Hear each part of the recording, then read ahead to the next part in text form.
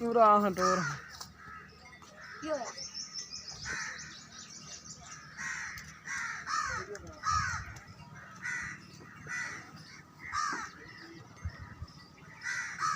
एवें नहीं यार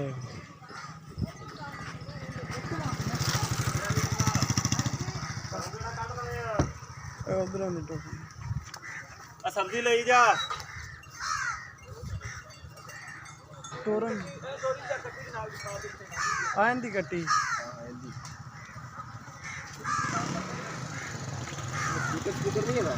नहीं यार वो नहीं ले आके अंदर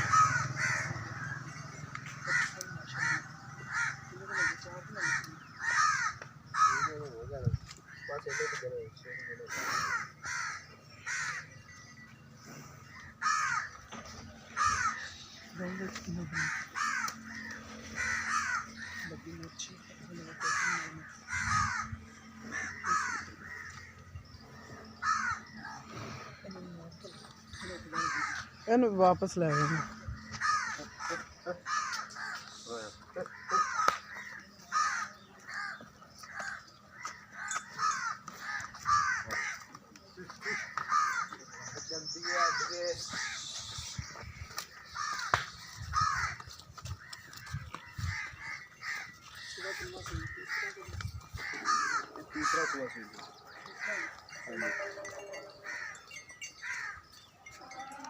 दूजी कड़ी वो परली आओ बड़ी मार वो भी छाड़ के उन्हें इधर ही काट ले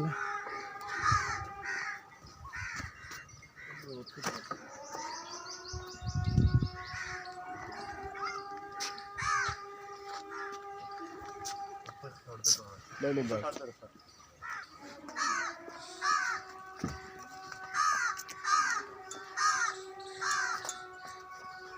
इनका खाद चंगा है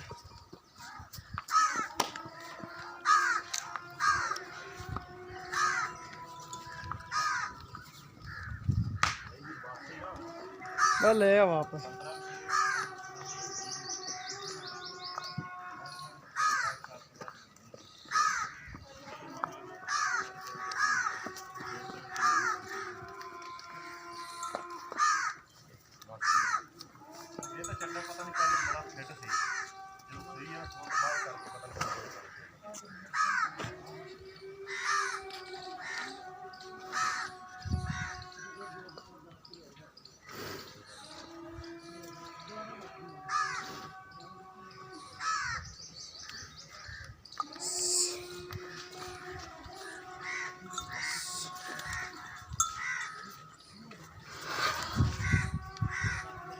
अल्लाह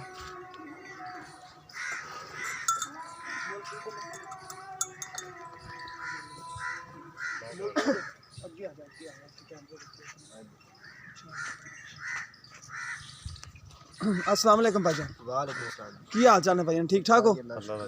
अच्छा भाईजान तेरे नंबर पे आप माई दिखाई बग्गी मौज थोड़ी ये किनवा सुबह तीसरा सुबह है। तीसरा सुबह सुई कितने दिन हो गए? तकरीबन 4 दिन हो गए इसमें। 3-4 दिन हो गए ने पिछे दी कट्टी है। हाँ जी कट्टी। अच्छा 2 टाइम दा दुध होना पचवा के कितना देना होंदा? अब देखो ही चोंदे ने कितना भाईजान? 12 किलो है।